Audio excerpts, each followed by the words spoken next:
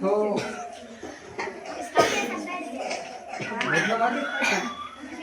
जिस तरह से जिस्म के लिए प्यास जरूरी है, उसी तरह से रूह के लिए नमाज जरूरी है। हम दुनिया का सारा कार्य काम करते हैं, खाते हैं, पीते हैं, चलते हैं, फिरते हैं, उठते हैं, बैठते हैं, हर काम करते हैं, लेकिन अरे लड़की, नमाज जिंदगी में फर्ज है। अगर जो जो जानबूझकर एक नमाज तर्क करता है, जो जानबूझकर एक नमाज तर्क करता है, वो उसका नाम जहन्नम के वादी में लिख दिया जाता है। जहन्नम में एक गंजा सांप है जिसकी लंबाई आसमान और जमीन के बराबर है।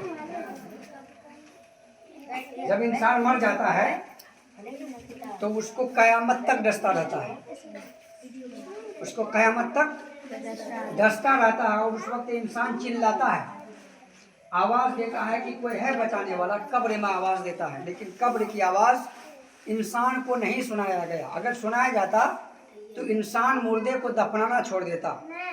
क्या समझे? डर से कोई इंसान कब्रिस्तान के पास नहीं जाता।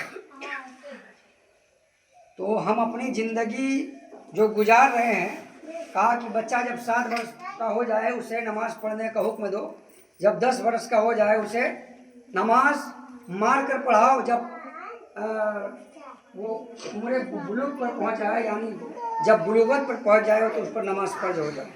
अगर ऐसे वक्त में नमाज नहीं पढ़े तो उसे मार कर नमाज पढ़ाओ, नहीं तो उसे घर से बाहर निकाल दो। ये इस्लाम कहता है। अरे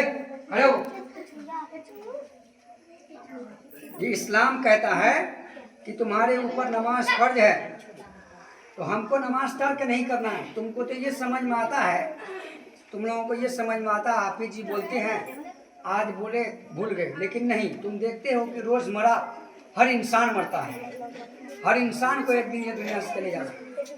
हम जाएंगे, चुपो, हम जाएंगे, तुम जाओगे, दुनिया के सभी लोग इस दुनिया से जाएंगे।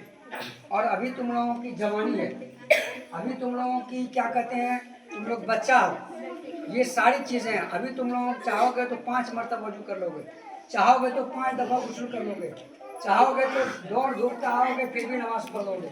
अभी जो इबादत, अभी जो नमाज पढ़ने में इंसान को सुकून मिलेगा, वो तुमको 10 साल के बाद, 20 साल के बाद नहीं मिलेगा। 20 साल के बाद कहोगे पाँव में दर्द है, 20 साल के बाद कहोगे सर में दर्द है, 30 साल के बाद कहोगे पेट में दर्द है।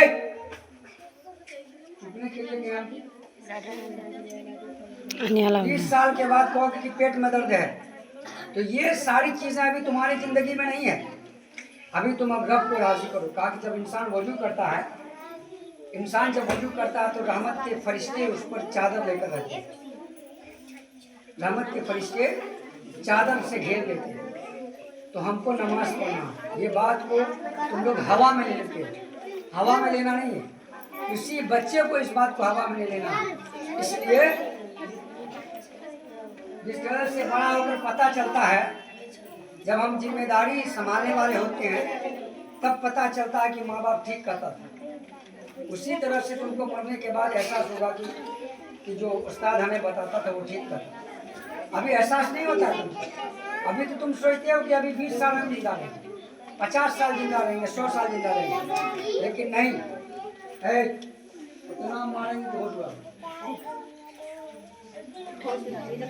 50 साल जिंदा रहेंगे, 100 साल जिंदा रहेंगे, तुम लोगों का सोचिए, लेकिन नहीं। नमाज को तर्क नहीं करो, नमाज तर्क नहीं करेंगे, नमाज छोड़ेंगे नहीं। जो इंसान नमाज नहीं पढ़ता है, कहा कि जो इंसान नमाज नहीं पढ़ता है वो इंसान कहलाने के लायक नहीं। आदमी हो अगर उसके अंदर आदमियत नहीं तो बेकार है, इंसान हो उसके अंदर इंसानियत नहीं तो बेकार है ना।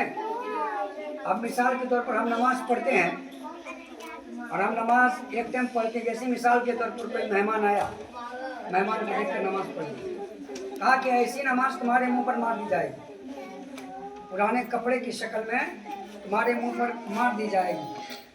और जो जानबूझकर नमाज छोड़ देता है, कहा ऐसे लोगों के घर नहीं जाओ, ऐसे लोगों के घर नहीं जाओ, ऐसे लोगों को दावत में बुलाए थे नहीं जाओ, ऐसे लोग कभी तुमको किसी काम से बुलाए तो मत जाओ।